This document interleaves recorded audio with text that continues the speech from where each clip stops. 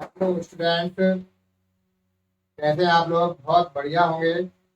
ये हमारी आशा ही नहीं, पूर्ण विश्वास है कि आप लोग क्लासेस को और स्टडी को बहुत अच्छे से ग्रहण कर रहे हो।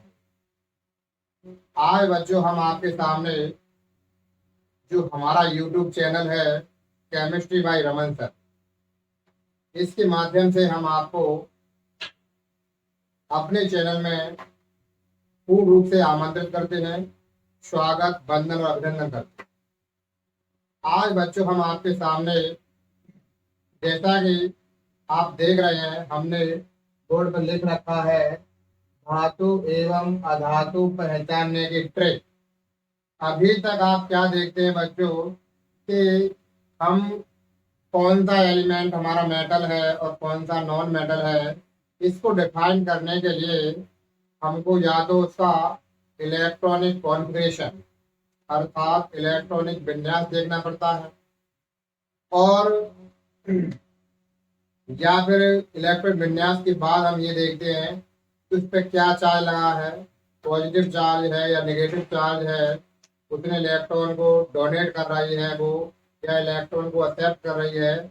इसके माध्यम से यदि सपोज दैट हम बात करें, हमने जो एलिमेंट्स रखे हैं, यदि किसी एलिमेंट का एटॉमिक नंबर सपोज दैट 57 है, तो उसका हम लंबा सा पहले इसी निकालेंगे, 1s2 2s2 2p6 3s2 3p6।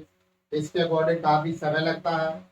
क्यों ना हम एक आपको ऐसी ट्रिक बताएं जिसके माध्यम से हम क्विक एंड फास्ट, बहुत ही कम समय में ये पहचान लें कि कौन सा एलिमेंट हमारा मेटल है और कौन सा नॉन मेटल। तो सबसे पहले आप थोड़ा हमारे से मेटल की इंफॉर्मेशन सुने। धातु कहते किसे हैं? वे पदार्थ जो ऊष्मा और विद्युत के सुचालक होते हैं उन्हें हम धातु कहते हैं, अर्थात ऐसे पदार्थ जिनमें से होकर के हीट एंड इलेक्ट्रिसिटी पास हो जाए। सपोज आप देख सकते हैं कि हमारे घर में जो वायरिंग है, यानी आप देख सकते हैं जो वायरिंग होती है ना, उसके अंदर एक मेटल का तार होता है। उस मेटल के थ्रू ही तो जहाँ से मेन पावर होती है वहां से हमारे पूरे घर के अंदर इलेक्ट्रिसिटी पास होती है। तो यानी ऐसे पदार्थ जो ऊष्मा और विद्युत के सुचालक होते हैं उन्हें हम मेटल या धातु कहते हैं। धातुओं में कुछ प्रॉपर्टी भी होती है, जैसा कि नंबर 1, धातु ठोस होती है, यानी सॉलिड स्टेट में पाई जाती है, एक्सेप्ट मरकरी, मरकरी को छोड़कर। मरकरी एक पारा है। मरकरी एक ऐसी मेटल है जो लिक्विड फॉर्म में पाई जाती है और यूज्ड इन द थर्मामीटर। जो हमारे डॉक्टर्स के पास थर्मामीटर होते हैं जिनके through measurement of the fever यानी बुखार को नापते हैं, तो वहां पर ये हमारी मरकरी मेटल का यूज किया जाता है। दूसरी बात करें, धातुएं चमकदार होती हैं, आघात वर्धनी एवं तन्य होती हैं, इनके गलनांक एवं क्वथनांक उच्च होते हैं और ये धनात्मक होते हैं। तो ये हमारी मेटल की जानकारी थी। अब आपको हम कुछ अधातु, अधातु किसे कहते हैं? वे पदार्थ जो ऊष्मा एवं विद्युत के कुचालक होते हैं उन्हें हम अधातु कहते हैं। ये जो अधातुएं होती हैं ठोस, द्रव और गैस तीनों फॉर्म में पाई जाती है और ये भंगुर होती है, अर्थात इन पर यदि हम चोट दे दें तो ये ब्रोकन हो जाती है, टूट जाती है। अधातुएं चमकदार नहीं होती हैं। अधातुएं नेगेटिविटी अर्थात ऋणात्मक होती हैं और इनमें हीट और इलेक्ट्रिसिटी पास नहीं होती, यानी ये कंडक्ट नहीं कर पाते।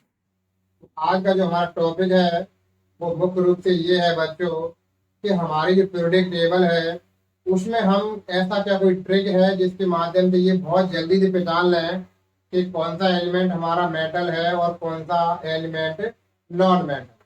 तो आइए बच्चों, हम आपको बताते हैं।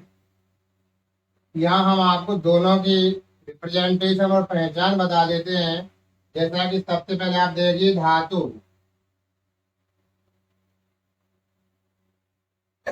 धातु को बच्चों मेटल बोलते हैं अपन लोग। धातु किसे कहते हैं? यहाँ हम एक शब्द दे रहे हैं आपको, यम। यम से मतलब ये है बच्चों, जिन एलिमेंट्स के नाम के अंत में यदि यम आता है वे सभी एलिमेंट मेटल अर्थात धातु होते हैं। यहाँ हम एक ऐसा ट्रिक है जिसके माध्यम से हमको ये नहीं पता करना कि उसका इलेक्ट्रॉनिक विन्यास किस प्रकार से निकालें। यदि निकालना भी है तो इतनी लंबी सीरीज, लंबा हमारा एटॉमिक नंबर होने पर इलेक्ट्रॉनिक कॉन्फ़िगरेशन भी बहुत लॉन्ग जाता है, इसमें हमारा टाइम भी अधिक लगता है और पूर्ण रूप से कभी कभार जल्दबाजी में हमारा जो टोटल डिसीजन है वो सही न होते हुए कहीं मिस्टेक हो सकता है। लेकिन यदि हमारे पास ये ट्रिक हो गई तो आप बहुत कम समय में ही ये पहचान लोगे कि धातु कौन सी होती है। देखिए बच्चों, जैसा कि मैंने लिख रखा है लिथियम।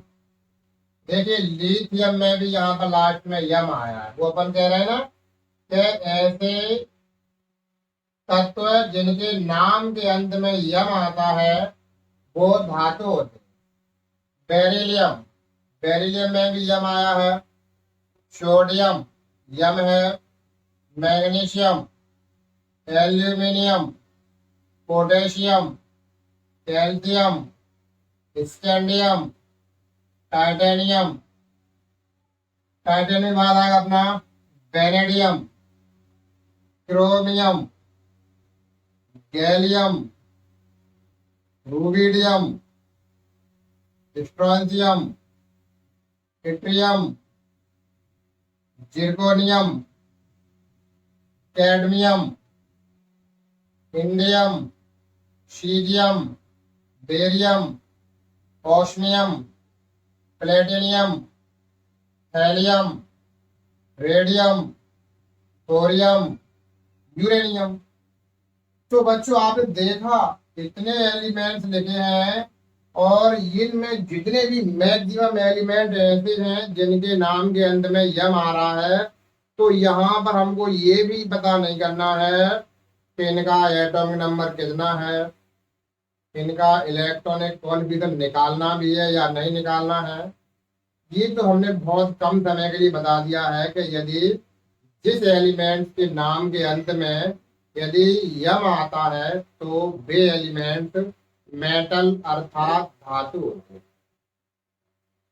कुछ एलिमेंट को छोड़ दे। सपोज जैसे जिंक है, जिंक एक मेटल है बट उसके नाम के अंत में यम नहीं आ रहा है। कॉपर है, कॉपर एक मेटल है लेकिन उसके नाम के अंत में यम नहीं आ रहा है। आयरन है, कोबाल्ट है, निकेल है। यानी आप ये समझें जब हम कोई ट्रिक ढूंढते हैं तो उसमें कोई ना कोई अपवाद जरूर होते हैं। तो यहाँ हमें ये नहीं सीखना है बच्चों कि जैसा कि हमने आपको बताया 4-5 एलिमेंट्स ऐसे बताए जिनके नाम के अंत में यम नहीं है लेकिन वो मेटल होते हैं, तो हमने उनको ही ध्यान रखा। एक्सेप्ट यानी 5 के एलिमेंट्स के चक्कर में हम इन एलिमेंट्स को क्यों भूलें। इससे बढ़िया हम उन 5 का विशेष ध्यान रखेंगे। बाद में एक हमने शब्द सीख लिया यम। यदि जिस एलिमेंट के नाम के अंत में यम आता है तो वे सभी एलिमेंट मेटल या धातु होते हैं। कुछ एलिमेंट को छोड़ करके जैसे zinc, copper, nickel, cobalt, iron, manganese, तो ये एक्सेप्ट है, ये अपवाद है। अपवाद में हम 4-5 को ध्यान रखते हैं। बाद में एक अच्छी ट्रिक ढूंढ लिया अपन ने, जिनके नाम के अंत में यम आता है उसे हम लोग धातु कहते हैं।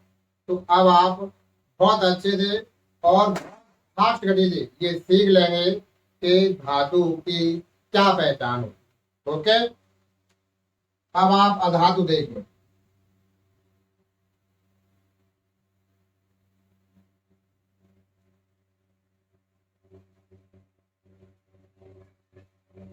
अधातु के लिए बच्चों ये नियम है न, यहाँ देख रहे हैं आप लोग न, यानी हमारी पीरियोडिक टेबल में कुछ ऐसे एलिमेंट हैं जिनके नाम के अंत में न आए।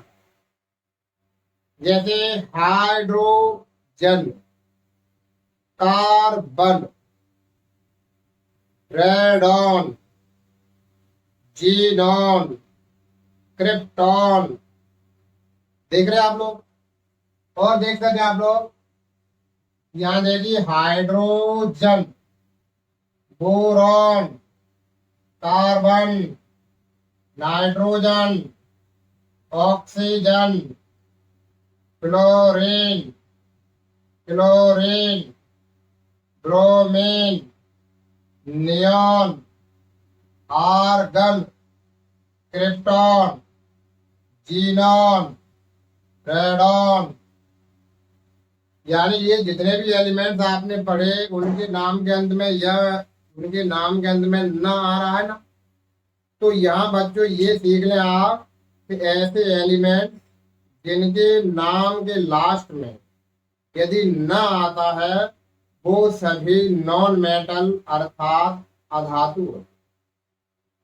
तो यहाँ पर बच्चों आप ये विधिवत सीख गए हैं कि धातु की क्या पहचान होती है और अधातु की क्या पहचान होती है।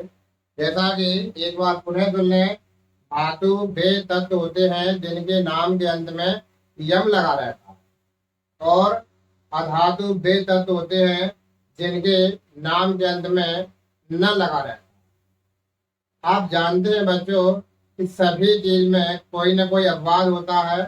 इसी प्रकार से हमारे पास जो कुछ एलिमेंट मेटल हैं उनमें भी अपवाद है, जैसे कॉपर, जिंक, निकेल, कोबाल्ट। इसी प्रकार से नॉन मेटल में भी कुछ ऐसे एलिमेंट्स होते हैं जिनके नाम के अंत में न होते हुए फिर भी वो नॉन मेटल की प्रॉपर्टी शो करते हैं। जैसे आप समझ सकते हैं कोई सल्फर, सल्फर में आप देखिए उसमें ना नहीं आ रहा, तो फिर वो एक एक्सेप्ट अपवाद है। हमने आपको पहले ही बता दिया है, हमको बहुत ज्यादा सीखना हो तो हम अपवादों के पीछे नहीं भागते, जबकि हमें तो एक ऐसी ट्रिक का यूज करते हैं जिसके माध्यम से अपवाद में 2, 3, 4, 5 एलिमेंट हो सकते हैं। लेकिन पीरियोडिक टेबल में तो आपको पता है कितने एलिमेंट हैं, 118 एलिमेंट हैं। उनमें से मैक्सिमम एलिमेंट मेटल है, उससे कुछ हद तक नॉन मेटल है और कुछ मात्रा में या कुछ नंबरिंग में इसमें मेटलॉइड अर्थात उपधातु भी है। क्या आप जानते हैं, जैसा कि हमने आपको धातु का परिचय कराया, अधातु का परिचय कराया और उपधातु का भी परिचय आप सुन लीजिए। वे तत्व जिनमें धातु और अधातु दोनों के गुण पाए जाते हैं उसे हम लोग उपधातु कहते हैं। समझ रहे हैं आप लोग? जैसे सिलिकॉन एक उपधातु है, टेल्यूरियम एक उपधातु है। समझे? तो बच्चों आशा है आज हमारे क्लासेस में आपको धातु और अधातु की ट्रिक बहुत अच्छी से समझ में आई होगी। और यदि आपको हमारा ट्रिक पसंद आए तो इसे शेयर जरूर करें और यदि हमारे चैनल से नए तरीके से जुड़ रहे हैं तो सब्सक्राइब करें और लाइक करें और अधिक से अधिक बच्चों को ये हमारा वीडियो शेयर करें, जिससे कि उन्हें ये समझ में आ जाए कि मेटल और नॉन मेटल को हम कितनी जल्दी से पहचान सकते। ओके।